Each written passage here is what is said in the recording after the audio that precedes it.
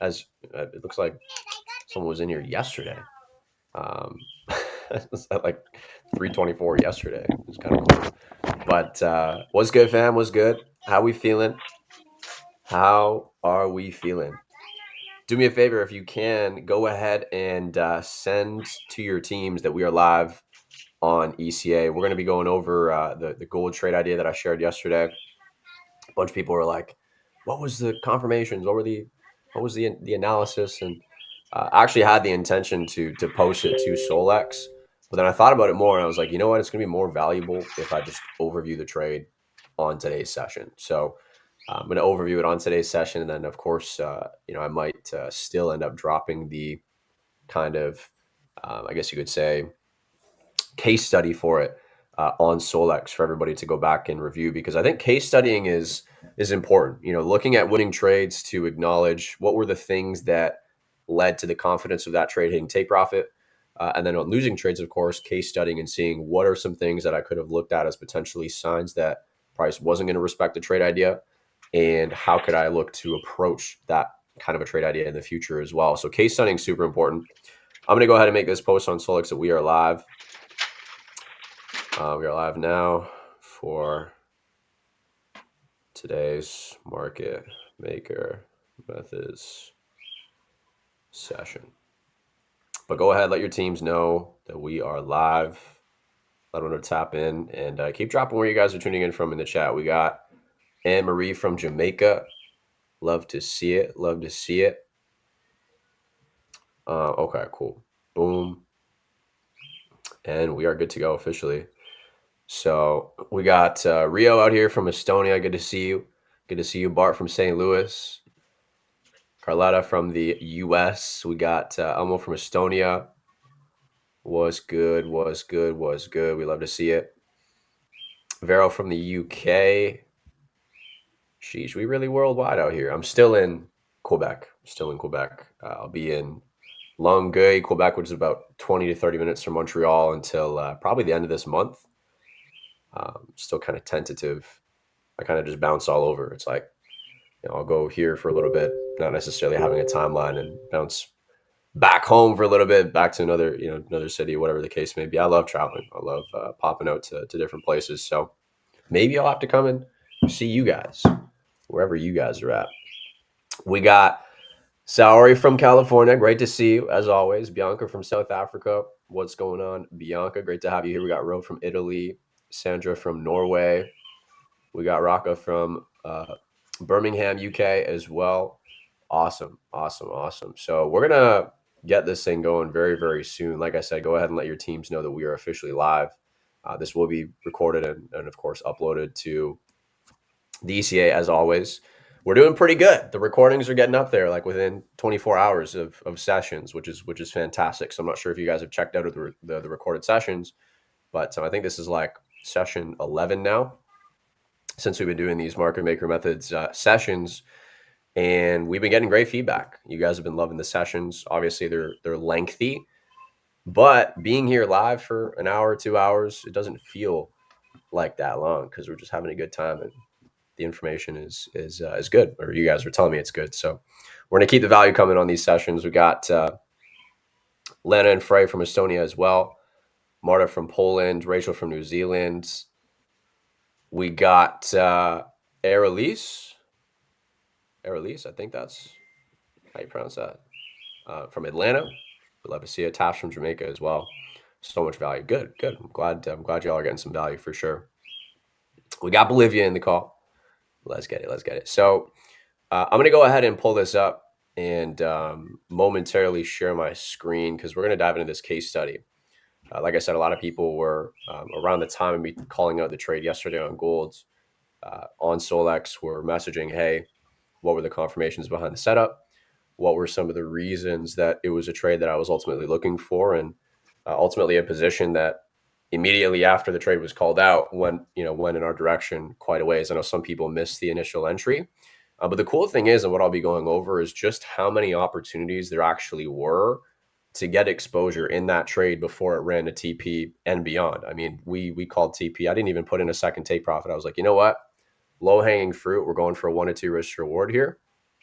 And I was anticipating for us to see price trade beyond the main take profit, but I also was kind of anticipating what we saw today with gold, which we're going to be going over, and that was ultimately a rejection from a key area. We'll talk about that in a second, but let me pull up this kind of case study, some of the screenshots that I was taking in real time, and kind of just annotating over in preparation for today's session because I knew it was something I would be going over in detail, whether it was a winning trade or not.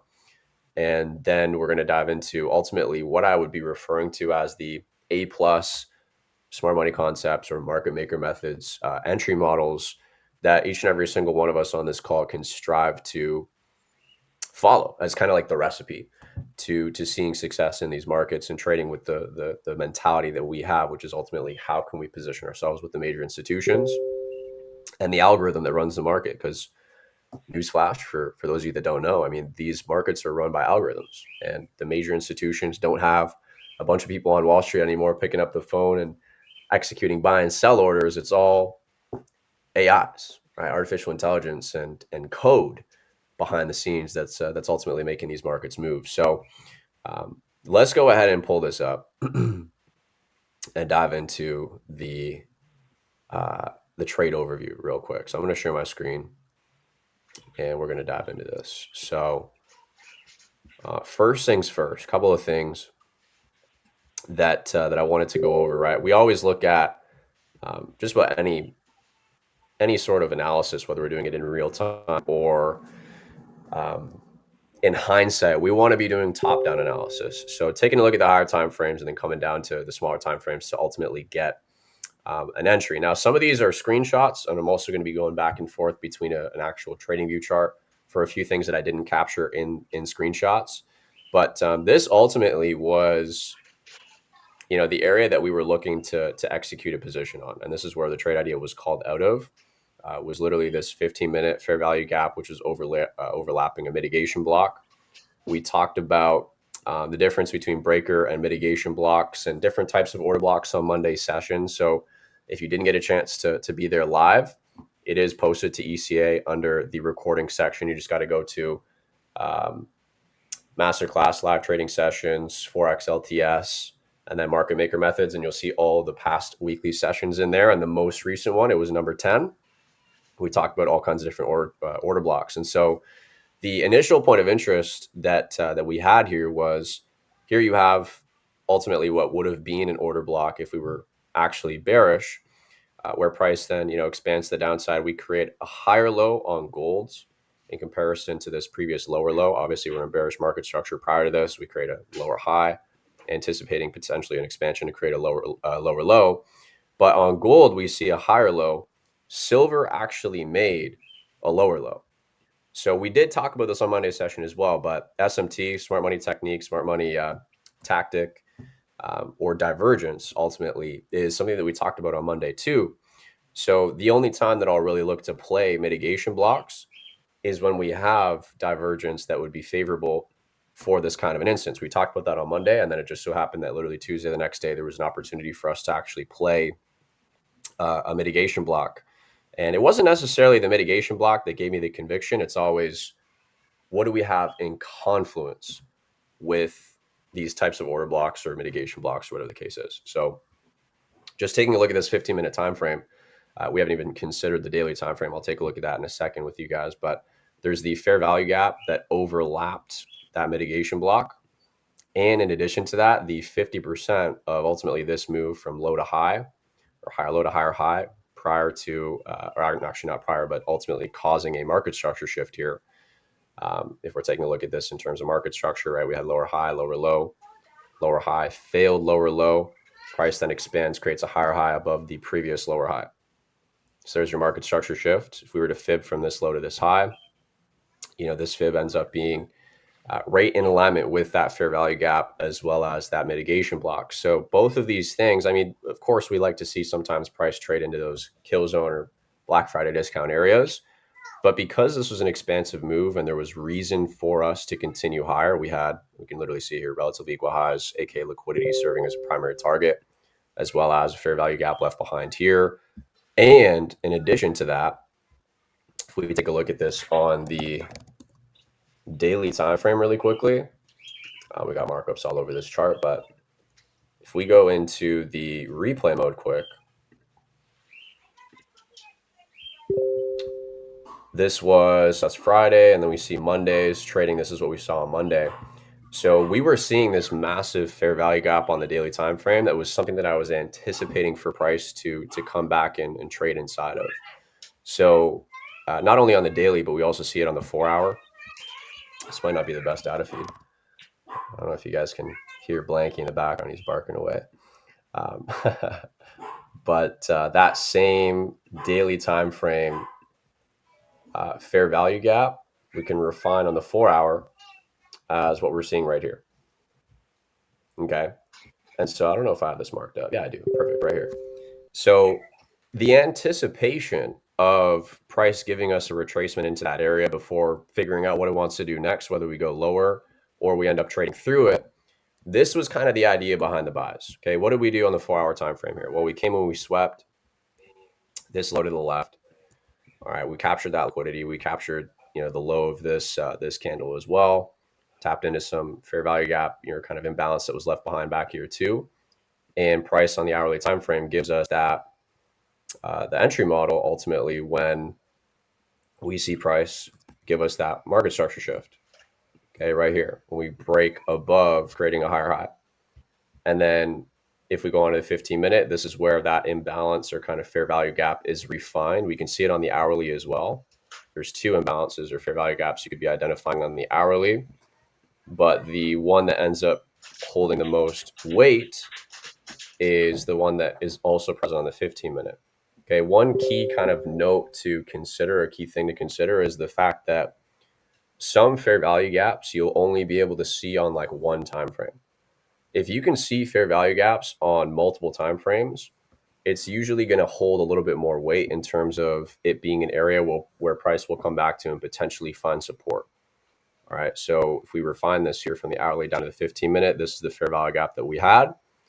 Looking to the left, like we saw in that screenshot, there's the mitigation block, which was a failed order block where price came back up, and instead of rejecting off that order block to go lower, we just trade right through it, and that's where the fair value gap's actually created.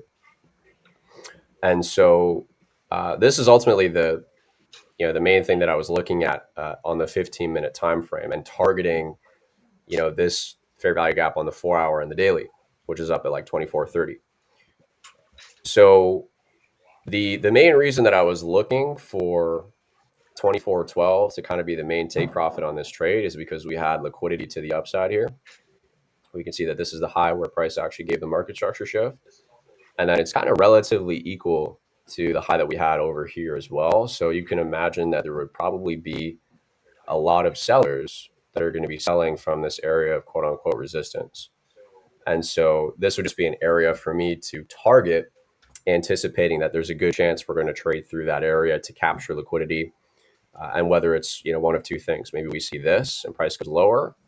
That was one possibility, or price breaks through and we end up trading to that higher point of interest, which is the fair value gap on the daily and the 4-hour. Okay, so that was the main perspective. All right, 15-minute time frame, that's where the entry kind of came from. But jumping back over to the case study here, I have some smaller time frame screenshots that I want to show you guys that are relevant. So inside, and this is really key information to understand, because this is how I trade and this is how I preach. Each and every single one of you that are seeing this, whether it's live or in the recording, should strive to trade is not from the 1-minute time frame initially, from higher time frames initially, scaling down to watch smaller time frame price action inside of higher time frame points of interest. So notice how this is the 1-minute time frame. Okay, 1-minute time frame perspective. We can see that price starts to give an accumulation schematic. We talked about Wyckoff. We've been talking about Wyckoff off and on over the past week or two of sessions. We see that Wyckoff accumulation schematic number 2, where instead of us getting a spring, we actually see just a secondary test that fails to break the low established in, I guess this would be phase B.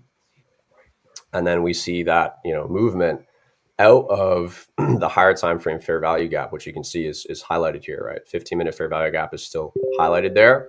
We're seeing price start to accumulate inside that area. That's a favorable sign. That's something that we like to see. Where I ended up calling the trade idea was more or less around here. Okay. Now, why did I call the trade idea out here? All right, because this is important to understand as well. As I'm seeing price action, I'm watching the price action on the smaller time frames. I didn't just immediately call out the buy as soon as we came into the 15-minute fair value gap. I wanted to observe price action to see just how price was behaving inside that area, because it's just as likely that we end up trading right through the fair value gap and not respecting it. And the last thing that I want to do personally is be exposed in a position that's immediately going to stop loss. It's not the ideal scenario, right? We want to see signs of strength or signs of support inside points of interest. So 15-minute fair value gap overlapping with that mitigation block, which we already went over on the 15-minute. This is the schematic that we're seeing. We see that there actually was an initial reaction from the 50%, that what we call the consequent encroachment, the 50% of the fair value gap, which you can kind of see with a purple dashed line. So we actually come down and we get a nice reaction to the upside here. And then what does price do? Price aggressively trades beneath it, serving as a stop hunt. Okay, price then gets another reaction to kind of the top of the range here. We then retrace, test this order block on the 1 minute time frame as well as a fair value gap, and then price starts to run away once again. So as we started to get that reaction, as I was seeing, okay, cool, we failed to take this low out. We didn't see a second stop hunt. Sometimes we will. This is where I was like, all right, cool. I'm comfortable to call out this trade idea and enter this trade myself personally. Stop loss is based on the 15-minute time frame, because this is a 15-minute time frame, entry area, just refined on the smaller time frame. But I could have, in theory, we could have called out a tighter stop loss and it would have been a better risk to reward. But for me, I'm okay with taking a bit of a bigger stop loss, understanding that, hey, this is a 15-minute point of interest. Because sure, I could enter on the 1 minute time frame and have a 1 minute time frame stop loss, but it's more likely to be manipulated. It's just something I've seen from experience. So this is beautiful. And this is the thing. Like, I know we called out the trade idea in here, and then we saw pretty aggressively price trade to the upside. So we saw, in the span of me calling out the trade idea at like 24.01 to 24.02, price ran like 50 pips immediately. And then there were some people that were on Solex that were like, man, is this thing still, valid? Is this something that I should still be entering into? And this is a really important part of the lesson too, is just understanding where the opportunities were to enter, even if you missed the original point of interest. Okay, I didn't share the charts or anything, but this is something that I would encourage you guys to, whenever there's a trade idea being shared, especially for myself, because I'm trading in accordance with market maker methods specifically. And there's some other educators that are going to be coming on the platform to teach smart money concepts and market maker methods very soon. But as of right now, I'm pretty sure I'm the only educator that's teaching this style of trading. And so I would encourage you that any trade idea that I'm calling out, go ahead and do your own analysis and see if you can see what I'm seeing. Because the cool thing with these concepts is that we ultimately end up starting to see the markets the same way. Like, I'll have students that have the same markups as me. I'll have people that are looking at the same chart, not even communicating with one another, and we end up having the exact same trades because we're trading in accordance with the same material. Does that make sense? So do yourself a favor and take a look at, don't just copy and paste the trade. If you did, great. It was a winning trade. It's fantastic. But do yourself that favor of taking a look at and seeing if you can see what I'm seeing without me necessarily having to even share the analysis in real time, because I won't always be in a position where I can.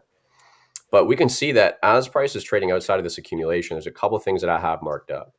All right, this on a 5 minute time frame is an order block that's left behind inside the accumulation prior to us breaking out to the upside. Right, we see that sign of strength as price breaks above the accumulation on the 1 minute, which was just validating the trade idea. And we also have this fair value gap on the 1 minute that's left behind as well. If we take a look at the 5 minute time frame, this is where a re-entry could have come if you were due diligent, or if you did your due diligence to kind of see, hey, maybe I missed the initial entry, but is there an opportunity for me to get a re-entry on this? And there was. So 5 minute perspective, this is what we're seeing, right? Here's the accumulation on the 1 minute price, beautiful price action in the 15-minute fair value gap. 15-minute time frame, we never closed below the 50% of that fair value gap. You could see on the smaller time frames we obviously did, but 15-minute time frame respected that 50% of that fair value gap the entire time. And so this order block, last down candle prior to the up move, breaking out of accumulation, is also right in line with that fair value gap on the 5-minute, where ultimately I ended up catching a re-entry on this trade. Like I entered 3 different times. If you guys follow me on Instagram, you saw the entries that I had. There was the main entry that I called out to everybody on Solex. I actually took a bit of a higher risk entry at the full fair value gap fill too. So I have an entry that's still running from like literally the low here, 2,400 flat.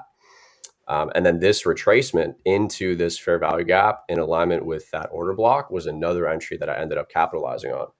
So I re-entered, I was able to stack on this trade. And this is something that, hey, if you missed the original entry, there's always that opportunity to pull up the chart and see how is price action behaving for me to potentially get a re-entry if you miss the initial call out.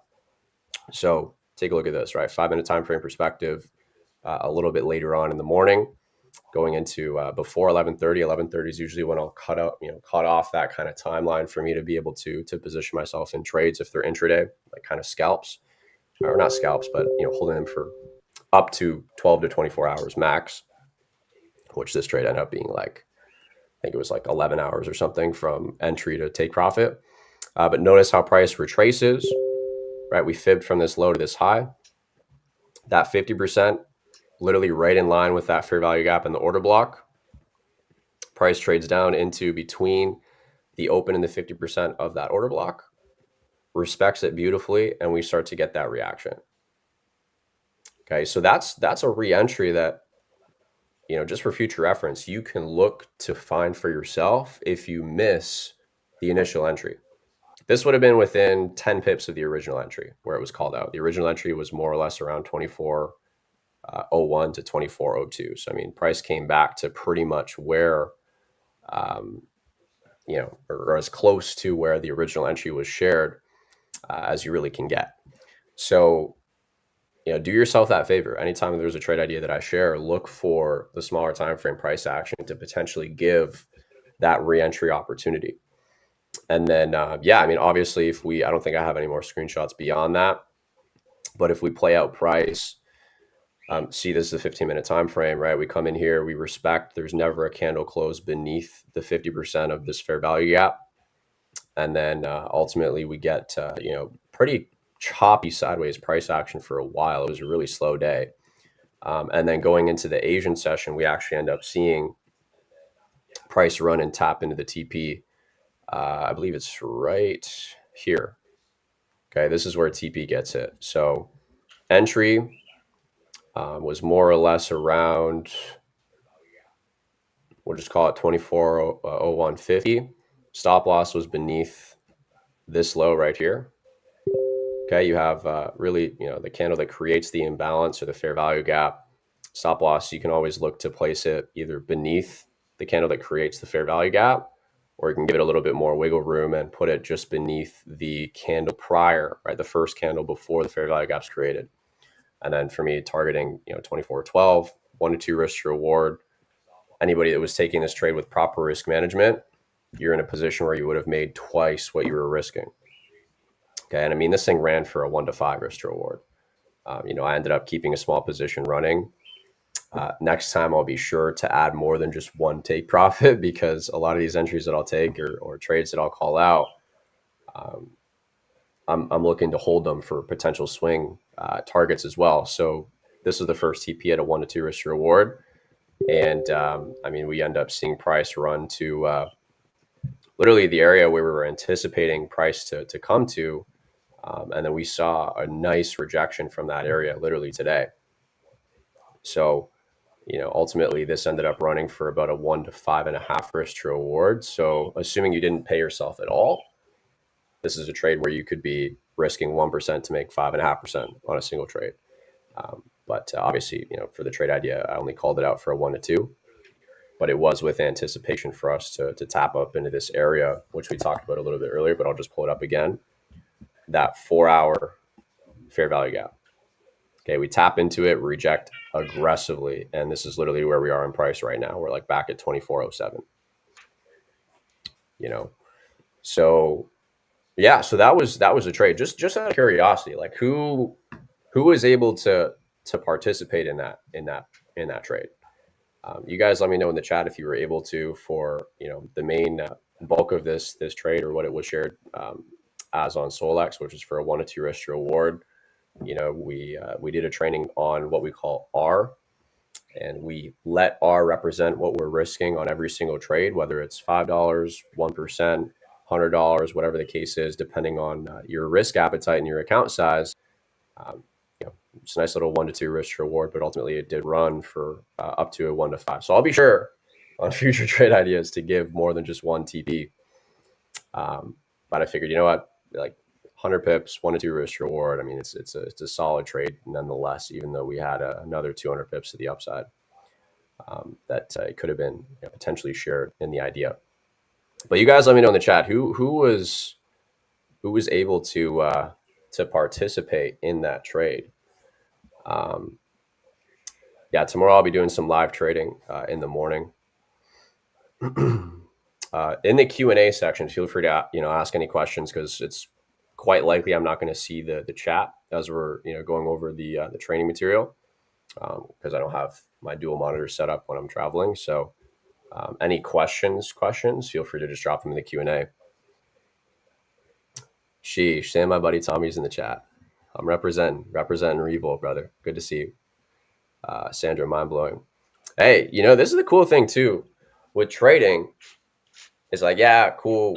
We get nice entries, wick entries, little to no drawdown, and it's that's really the beautiful thing about market maker methods.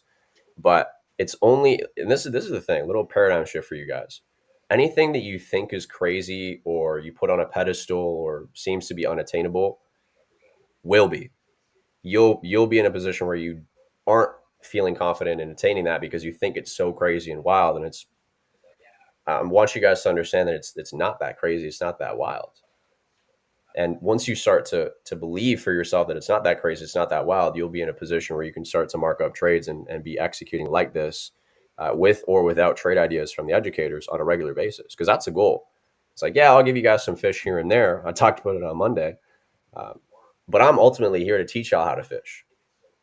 I'm more excited for you guys to tag me in stories on Instagram from the trades that you're taking independently using the tools and the resources we have at our disposal. It's great to be tagged in trade ideas that will be shared by the educators, but it's even better when you get to that point of having all the tools and resources to be able to execute independently. I love you, Nala. Oh man, good. So we had a lot of people that were able to participate in the trade. That's awesome.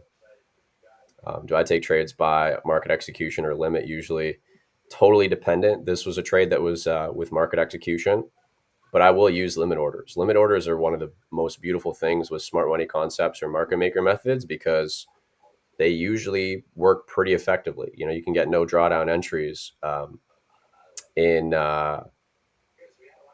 using pretty much limit orders, just out of points of interest, order blocks, fair value gaps, stuff like that.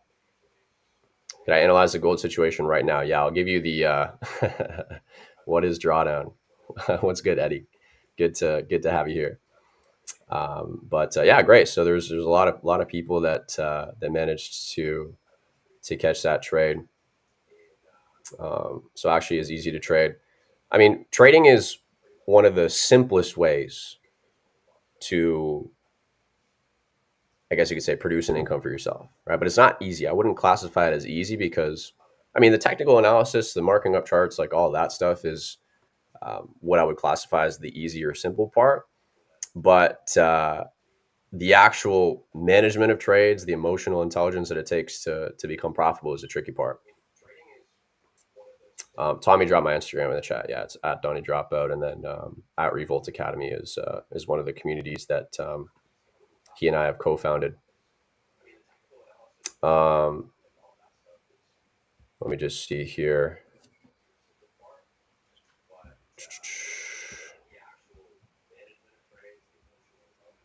Okay, cool. Let me pull up Q&A real quick.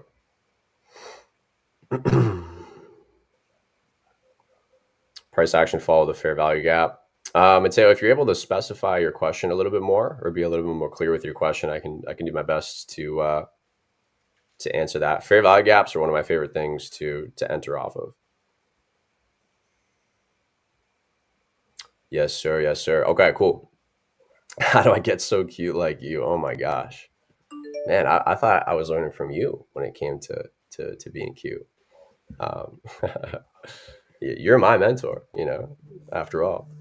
Okay. Anyways, I digress. Let's jump into the market outlook and kind of updates as of right now. So, I'm pulling up the screen again. So if we take a look at gold, right? What's gold in the middle of doing, and how can we kind of unpack what's ultimately ended up unfolding here? So higher time frame perspective, what did we kind of go into that original buy that we took yesterday anticipating, right? We anticipated that on the daily time frame we were going to see this fair value gap get traded into. Okay, now that we've traded into it, this is almost giving the algorithm, it's giving the institutions permission to continue selling price off if that's ultimately the intention behind the price action that we're seeing here. If we take a look on the daily time frame, we are technically still bullish, right? We're bullish until we're proven bearish, which would be by a market structure shift. We would need to see price come and take out this low at like 22.87. But obviously, we're a ways away from that. So either way, whether we're in a position where this is about to shift in terms of market structure, or even if we're just in the state of retracement, we only just came down and tapped the 50% with, ultimately the low that we saw on Monday. So prices, come up, tapped into the 4-hour fair value gap, filled the majority of the daily fair value gap. And so that's why we're seeing such an aggressive reaction from that area, because it's quite likely, price is on its way into potentially a lower time frame, or sorry, a lower point of interest. Okay. So what's one area that I'm looking at right now on golds? Well, one area that I'm looking at on gold right now is this fair value gap. Okay, we can see that here we had choppy price action. Gold wasn't doing a whole lot. Then we end up breaking to the upside pretty aggressively here with a fair value gap left behind. So this is one area that I'm curious to see if we're going to be able to trade back into over the next couple of weeks. And aside from that, I mean, there's not really anything else that's jumping out at me in terms of points of interest. Yeah, we had this last down candle, right? This order block right here. That's potentially what price will trade back down into as well. But ultimately, I mean, I would not be opposed, and this looks on the weekly time frame like it could be a distribution schematic in the middle of printing. I would not be opposed to us getting a bigger retracement on the higher time frame like the weekly. Okay, if we take a look at this, and we talked about market cycles on a previous session, right? On the monthly time frame, what have we had? We had a big accumulation over the course of basically a decade. Price trades higher. We see a reaccumulation, and now we've seen a breakout to create a new all-time high. Prices in an area where what we refer to as price discovery, and we're starting to potentially distribute in this area. Weekly time frame. Obviously, we're still a bit premature to anticipate or kind of gauge whether this is in fact a distribution schematic, which is really just consolidation at a high point before price ends up retracing or selling off. And so, yeah, time will tell. But ultimately, I would be kind of anticipating bearishness based on the price action, especially on the 1 hour that we've seen since we tapped into that higher time frame fair value gap. Okay, we tapped into it up here, daily and 4 hour. And then what do we see? Price action. Obviously, we're seeing higher highs and higher lows. We've just seen a market structure shift. Okay, we've just seen a market structure shift. And so I would be anticipating the rest of today, we're probably just going to continue selling off. This might actually come back to my entry and hit me up break even on the one position that I still had running, but most of my trade was closed. At 24.12, and then I did end up closing some out at like 24.25 ish as well. So I have like maybe 10% of my position still running on this that might get hit up break even. But ultimately, what I'm seeing here, right, 4 hour time frame as well, pretty big engulfing, bearish candle closure. But we got 1 hour time frame. There's this fair value gap here. We also have this fair value gap, which is a little bit higher. And the reason I mark both of these up is because then I'm going to drop down to the 15-minute and see which one is still visible. So this one's certainly still visible. If we look at the 2 hours, is there any on the 2 hour? Yes, this is like 1 2 hour candle basically. So I mean, it's not It's not the cleanest in the world, but I would say that this 1 hour fair value gap is a bit more favorable. This one's not at a discount or a premium, I should say, because if we were to fib this from high to low, we see 50%. We want to be selling or buying. We want to be selling above or buying below the 50% when we're in a bullish environment. But this would be a bearish environment where we saw market structure shifts.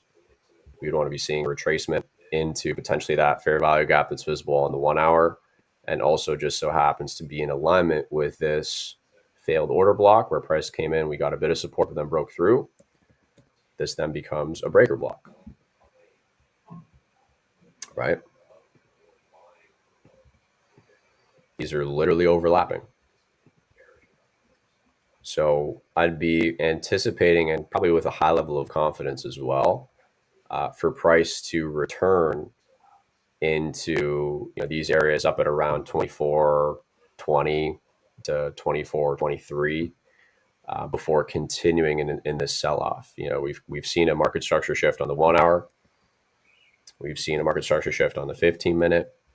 So ultimately this is kind of inferring to me that this retracement that we've ultimately seen is complete on the 4-hour time frame and the daily time frame, and so we're actually ready to continue going lower with price.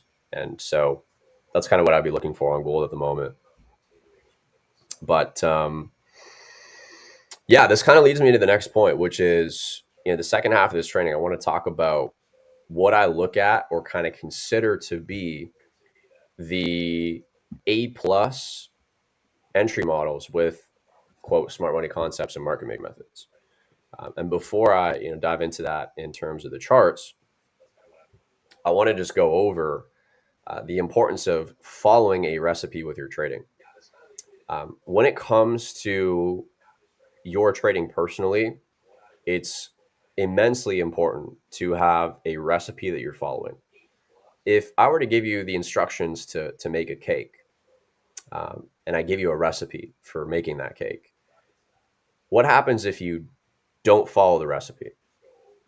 Right? You guys let me know in the chat. If you instead of using certain ingredients, you end up using different ingredients, what happens?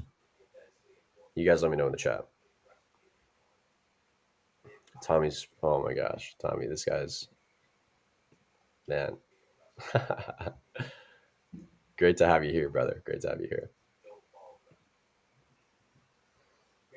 You get a yucky cake, right? You get a yucky cake. You're in a position where it's not the same cake. Noah said it. It's not the same cake, and therefore it's not the same results. The cake is nasty, right? The cake will fail. Okay, you guys are hitting the nail on the head. The reality is you get a different outcome because you're not following the same recipe. You're not following the recipe to a T. So you have to define for yourself what recipe you're wanting to follow with your trading. Right? Coffee cake is fire. Big shout out to Coffee Cake one time. So with trading, what is your recipe in terms of what are the ingredients? What are the things that you're looking for prior to taking a trade, and also in closing your trade, whether it's at a loss or a take profit? Okay. So clearly defining those things is immensely important. And I'm going to go over, because I'm sure some of you guys are wondering, well, I don't know what I should have as a recipe. And that's okay. That's why you're on this session. That's why we're here, and we have amazing educators with Economy to support you in creating that perfect recipe for yourself. But it does come down to you. As much as I can share what my recipe is, my recipe works for me, but it might not work for you. You might not like the flavor of cake. You might want to add in a few of your own ingredients, knowing that you might, I guess you could say, see better results with slightly different ingredients. But I would say, just for anybody that's on this call, there are key ingredients. You can get good as a chef to a point where you can kind of do some freestyle. You can throw in a little bit of your own spices and stuff, which everybody on this call will get to a point where you can start to throw in a little bit of your own swag and spice with your trading. But there are key ingredients that, with smart money concepts, with market maker methods, there are absolutely key ingredients when it comes to your entry model. And so that's what I want to go over today is what are the key ingredients that are like non-negotiable. Hey, if you want to add some sprinkles on at the end, cool, that's fine. But you want to make sure that you're actually getting a cake out of the oven to put sprinkles on. All right, that's how important these kind of A plus. I guess you could say the A plus recipe or A plus entry model is. You got to have these things before you can even try to throw on some sprinkles or some of your own spices. Okay, so what are these A plus entry model kind of criteria that we're referring to that we're going to be talking about? Okay, well let me pull this up. I'm just going to pull up a blank chart. We're going to pretend that we're making a cake together today. All right. I bet y'all weren't coming on here to expecting to be in cooking class. Okay. All jokes aside, though, right? What is the A plus entry kind of model or checklist? This is my old one actually.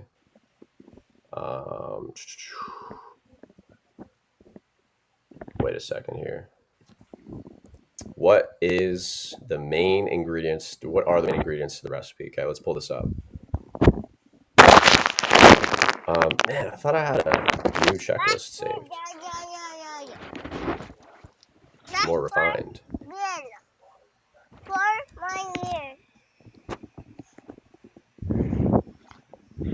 Hold up. Let me pull this up for you guys real quick. Here it is.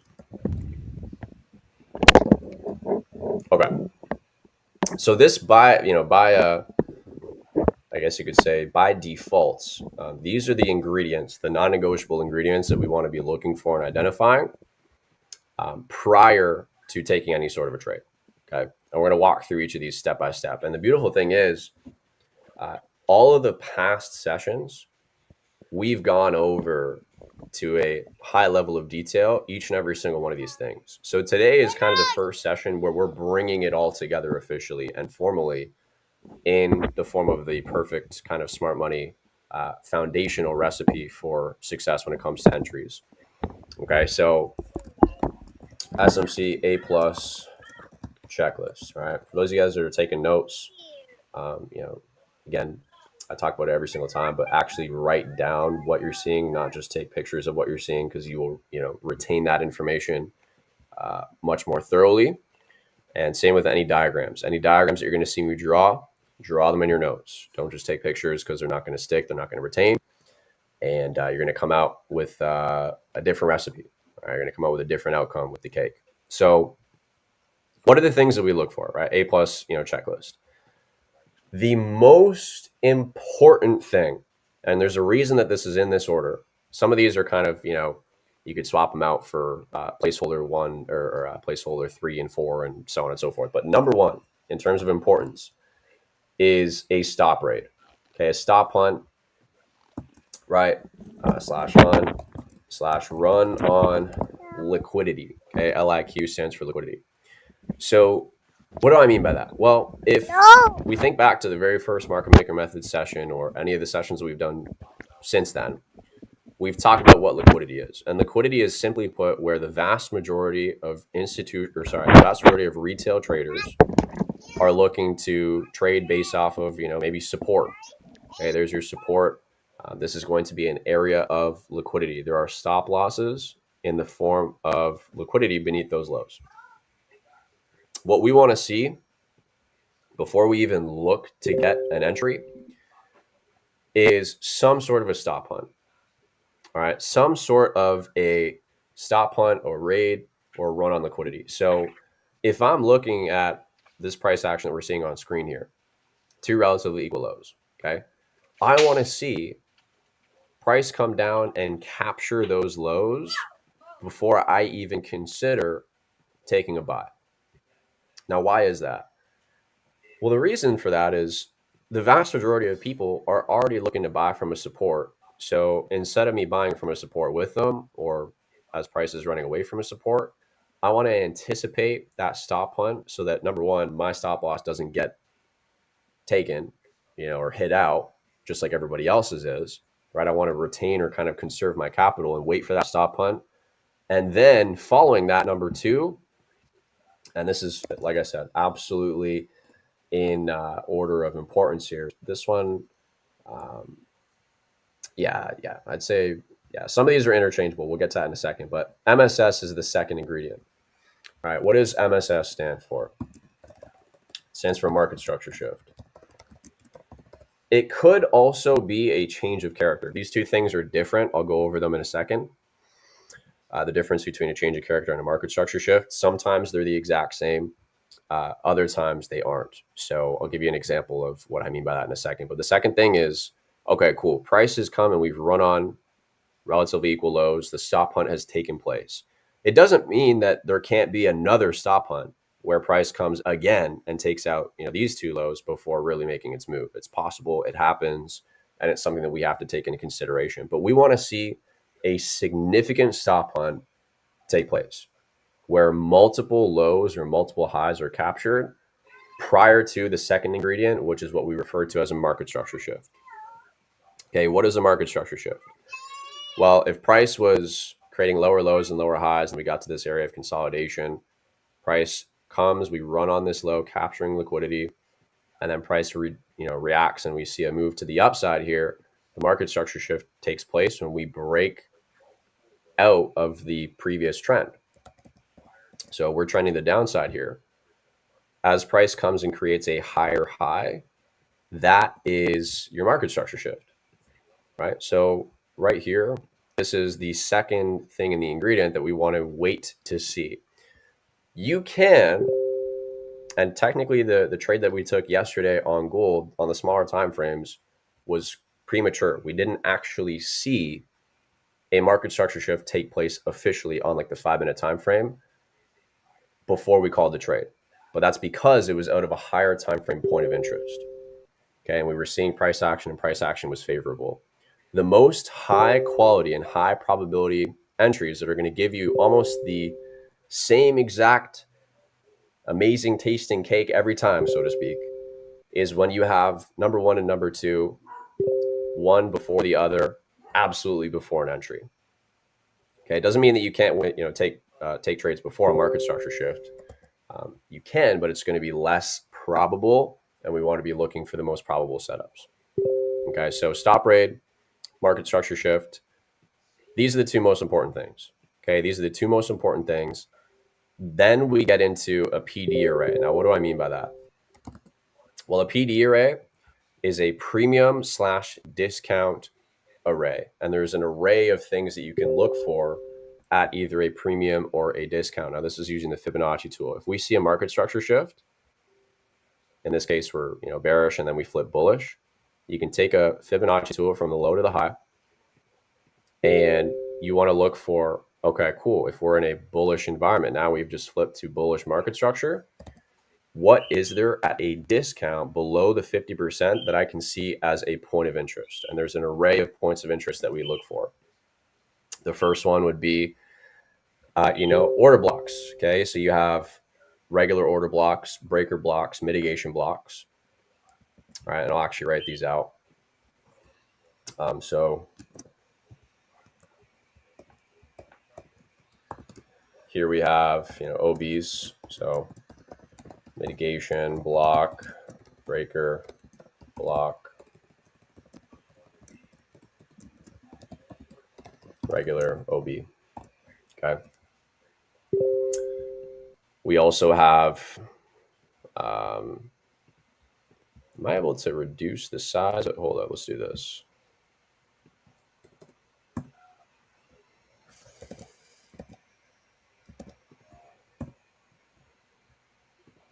Okay, cool. Fair value gaps. Okay. These are the main things that we're looking for at a premium or a discount. So once the market structure shift has taken place, I want to identify, first of all, what is relevant to me in a PD array. Okay, what is there in terms of the array, right? Order blocks, it could be a mitigation block, a breaker block, or a regular order block. It could be a fair value gap. These are all things that I want to be identifying at a discount if I'm buying. So a discount would be below the 50% of the fib, down in here. All right. If I'm in a sell scenario, which we'll draw out a sell scenario up here, here we have, relatively equal highs, right? We then see the stop raid followed by a market structure shift. Let's say that this is the price action that we're seeing. So here we had relatively equal highs, lots of sellers in the market. We then see liquidity to the upside that gets captured. All right, so we have taken upside liquidity. And now we've seen a market structure shift. How do we know that there's a market structure shift? Because the previous higher low prior to the higher high gets traded beneath. All right. So there's your market structure shift. Then what I'm going to do is I'm going to mark with the fib from the high to the low. And here's my 50% point. I want to be selling at a premium above the 50%. Just as I want to be buying below in a bullish environment, the 50%, I want to be selling above the 50% if we're in a bearish scenario. Okay. So that's the first thing to consider. All right. We want to be buying at a discount or selling at a premium. So we'll acknowledge that. Okay. Where is it on the fib? It's here and here. It's fantastic. Now, what do we have as the array of kind of entry models or areas that would be significant to us as market maker method traders, smart money concepts traders? Well, order blocks. So we have, let's say, in this scenario, the last down candle prior to this up move that ultimately captured the liquidity, right? That would absolutely be a point of interest. And this is at a discount. It's below the 50%, right? I'm just going to draw this out real quick, right? Taking downside liquidity. So there's my order block, which we'll just go ahead and we'll label.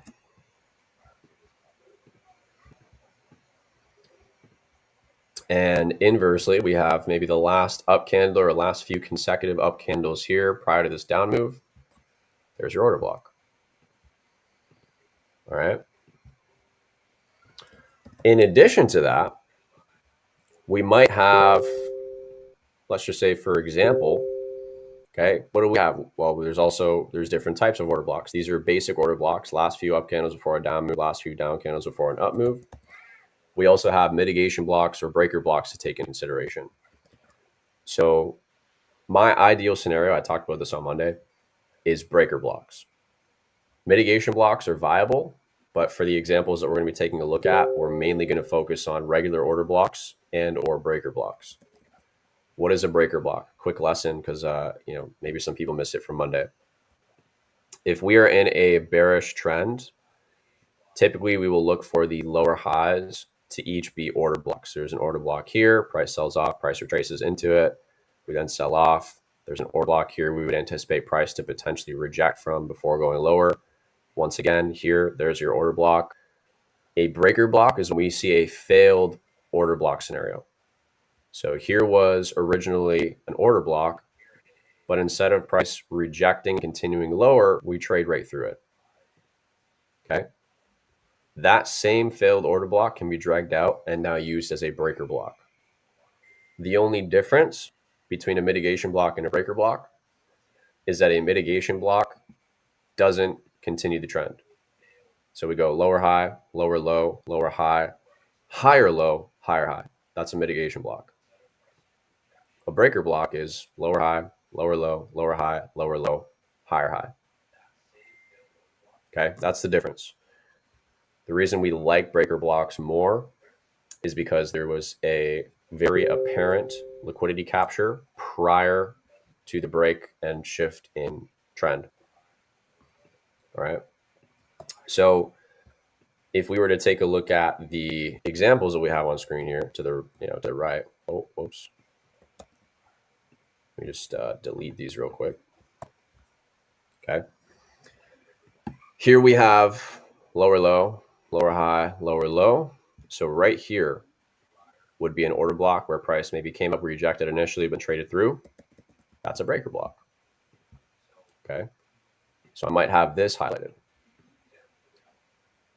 On the flip side, we have a high, higher low, higher high. Price, we see a break of the trend, market structure shift. So this previous higher low becomes a breaker block. Now, taking a look at both of these examples, you guys let me know in the chat, what would be, let me just write this in quickly, right, breaker. What would be more favorable and in alignment with the recipe for what we're seeing on screen here? Okay, we haven't looked at fair value gaps yet. We haven't considered that. But what would be in alignment with the checklist as a quote unquote better entry in both of the scenarios that we have on screen at the moment? The regular order block or the breaker block? You guys let me know in the chat and I'll pull it up. Right, what's going to make more sense for us considering that we want to be buying at a discount and selling at a premium?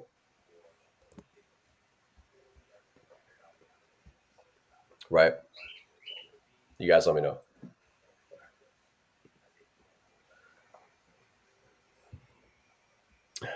Hopefully I'm not, am I putting y'all to sleep on this this session? What's going to be more favorable? I'll pull it up again for you guys. If we're taking a look at what's on screen, we want to look for a stop rate. Cool, we have that in both of these scenarios. We want to see a market structure shift. Perfect, we have that in both of these scenarios. We then want to see a PD array. We want to see an array of potential entries or points of interest in either a premium or a discount. So what's going to be a better and more ideal entry for buys? The breaker block or the order block? And for sells, the order block or the breaker block? Based on the fact that we know that we want to buy at a discount and sell at a premium.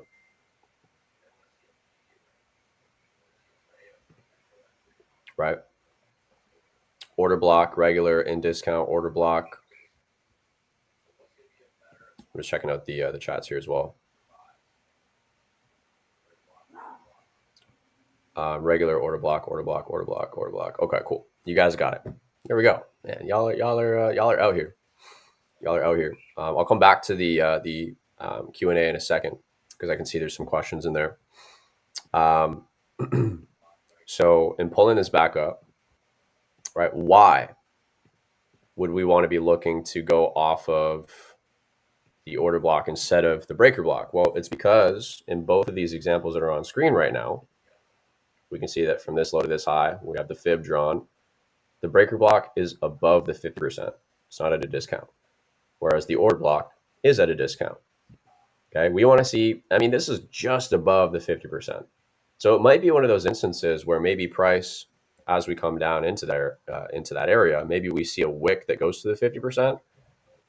That might still be a viable entry. You might just want to watch smaller time frame price in that area to see if we get it.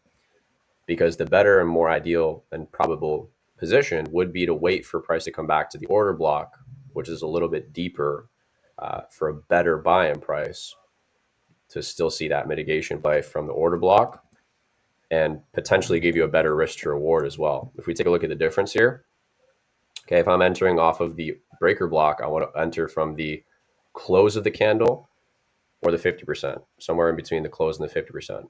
So my stop loss might be beneath maybe this low, or if I'm being super conservative, it would be beneath the order block. And then I want to target, some sort of liquidity or fair value gap or something to the left, right, is going to be a target. So notice how that entry is like a 1-to-1 risk to reward. It's not super ideal. Even if we do this low, still like a 1.6 risk to reward. If we're patient to see if price will come down to the order block, that same, even just targeting a new high is almost twice as good in terms of risk to reward. Right, we want to be aiming for a minimum 1 to 2 risk to reward, ideally 1 to 3, if not more. Okay, there's some trades, guys. Like last week on Thursday's live session, we looked at a gold sell that ended up playing out immediately after the session and ran for like a 1 to 15 risk to reward. That's the type of scenarios we want to be really looking for if we're looking to hold longer term trades. But bare minimum 1 to 2, 1 to 3. Okay, so now fair value gaps. This is, and for the PD array, I would almost weigh the fair value gap more than any of these order blocks. Order blocks are fantastic. I would say fair value gaps are honestly the most clean and ideal things to play off of when they're in confluence with the order blocks. And what I mean by that is, okay, cool. Here we saw price come and stop hunt the lows. We see price trade to the upside. Maybe there's a fair value gap that's left behind here. If we have that in line with an order block, this is technically an order block here, but also this would be an order block, right? Order blocks, simply put, are the last down candle or consecutive down candles prior to an up move, or on the flip side, the last up candle or consecutive up candles before a down move. So this here in the bullish scenario would actually be an order block as well. Both of these would be. All right. This one technically already got tapped into with that little retracement. So having a fair value gap in alignment or almost overlapping with an order block, we'd love to see that. That's like perfect. Okay. We want to see confluence. We want to see multiple things in line with one another. All right. The more things we have from this checklist present at the same time, the better.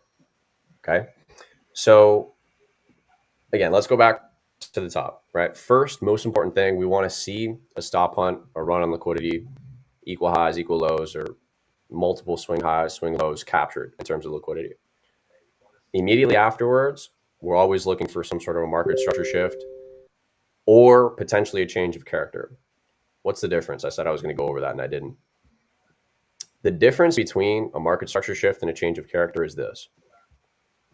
If we're seeing bearish price action where price is creating lower lows and lower highs, okay.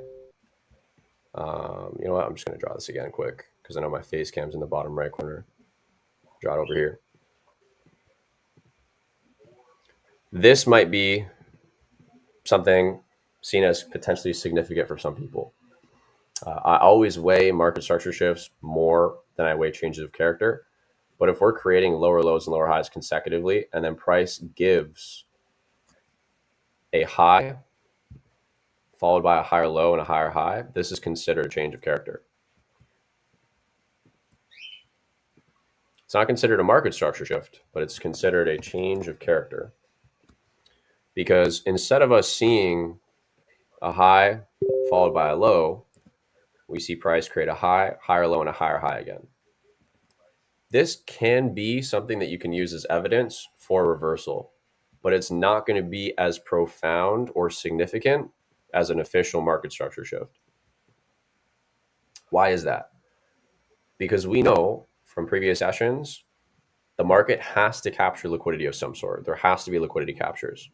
I'm pretty sure we have a cheat sheet in here. Let me see if I can grab it real quick. There's a cheat sheet for the different types of, hold up. Let me see if I can pull this up for you guys quickly. So we have a cheat sheet for the different scenarios that we'll look for liquidity captures. Let's see.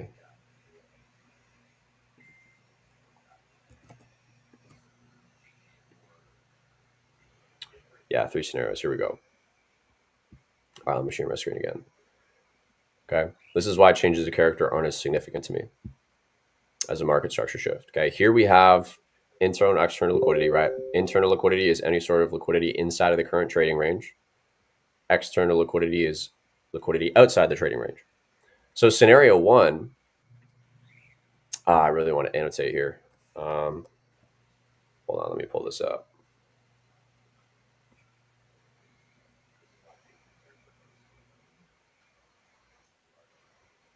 So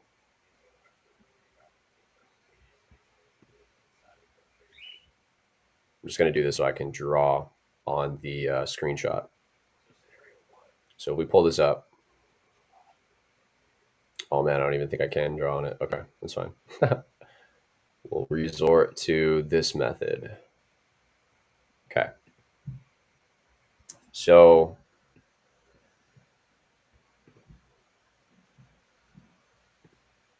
oh, whoops, we need the pen.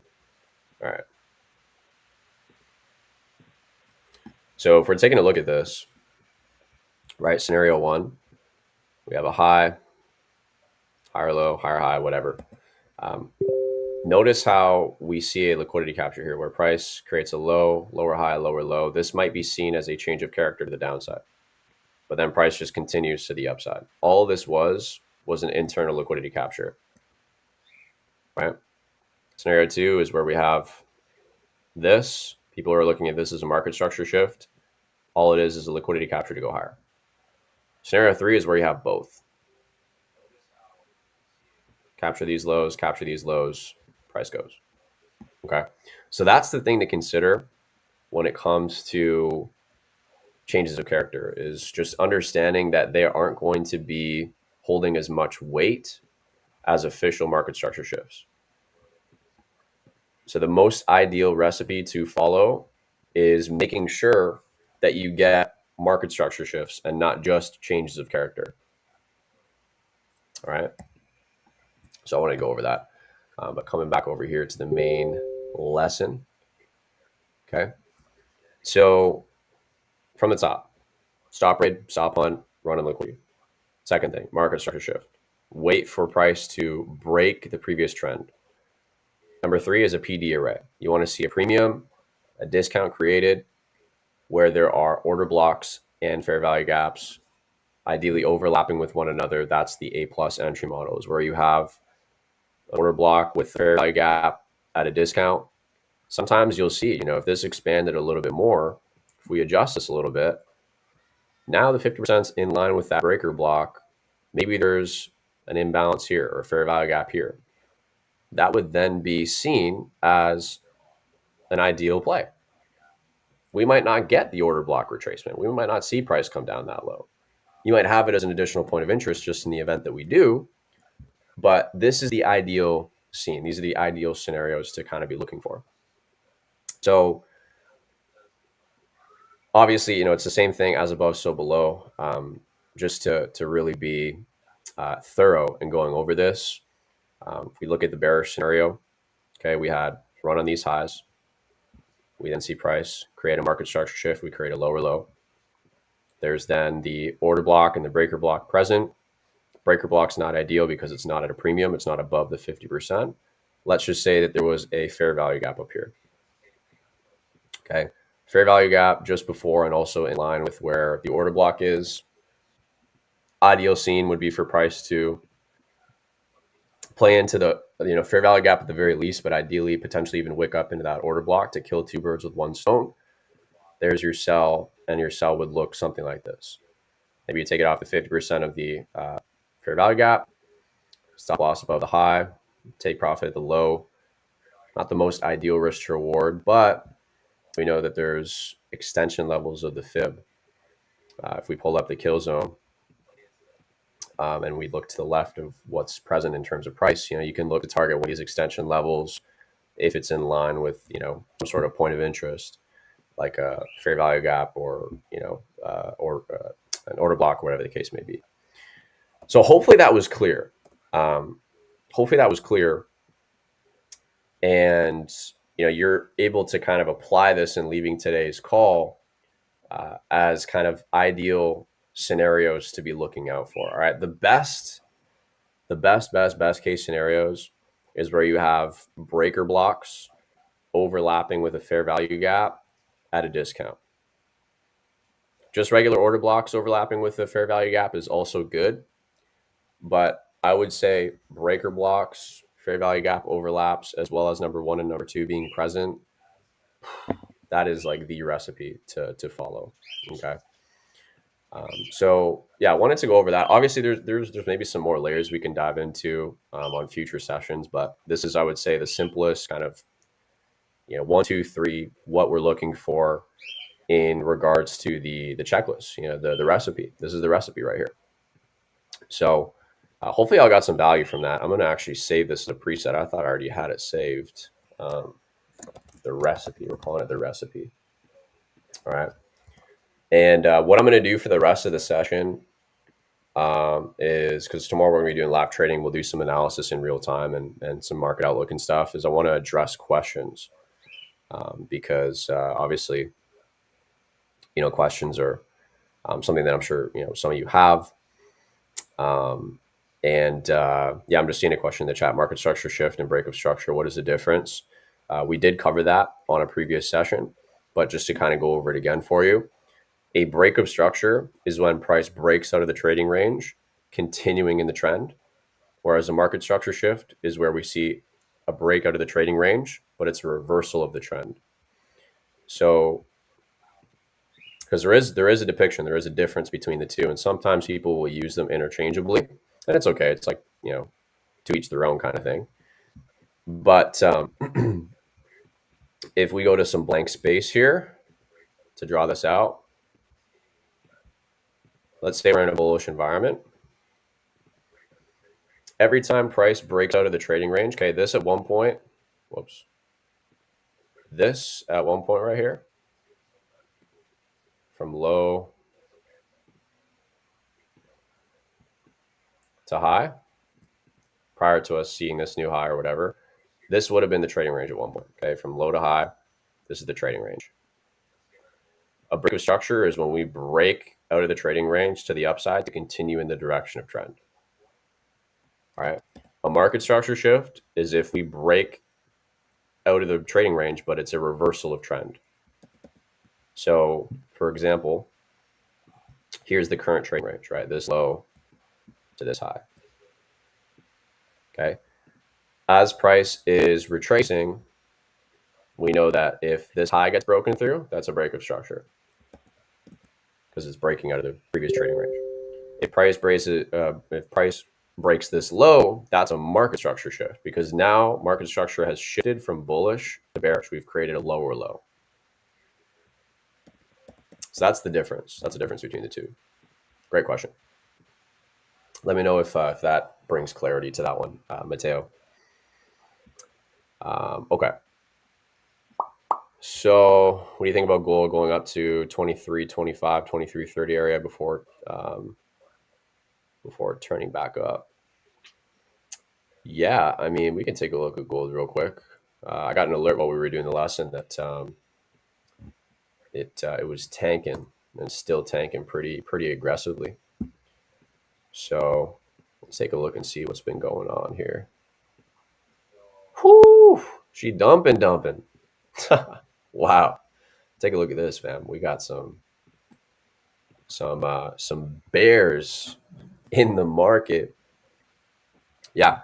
I mean, we tapped that fair value gap on 4 hour, man, and we just rejected aggressively. This right here on the hourly time frame would have been seen as an accumulation schematic. We talked about it on a previous session. A failed accumulation turns into a redistribution. So I would say this is looking like it's a failing accumulation. We're probably going to see price, melt through that area. And in terms of where we come down to, I mean, there's not what chart was it we were looking at before? Was it Oanda or Forex.com? I mean, yeah, this down here is what I'd be looking for. So this was a markup that we had from previously. We didn't really get a distro though. Like we came up into that fair value gap. I think there was a breaker block over here or something. So we did tap into the daily fair value gap. We tapped into the 4 hour fair value gap, but we just didn't even see a distro. Well, we did, smaller time frame. If we take a look at this, you can see that up in here, there actually was a distribution that printed. I think it was like 5 minute time frame. Yeah, it wasn't the cleanest, but we can see price is starting to reject. We're still going higher. We then see that, whoops, here I am opening stuff up again. Okay. We got price kind of just doing its thing. We're rejecting a number of times here. One final hurrah to the upside. Price come back up to that. And then we see that kind of shift in market structure, and then price, melts from there realistically. So we did get a smaller time frame distro. I thought it was going to be a little bit. I thought we were going to stay up there a little bit longer. I thought there might have been actually entries for shorts potentially. But I mean, yeah, now that we're seeing that, these lows are probably going to get hunted going into tomorrow. Tomorrow we got USD news in the morning, unemployment claims. So we'll see what kind of volatility that brings into the marketplace. But these lows are going to be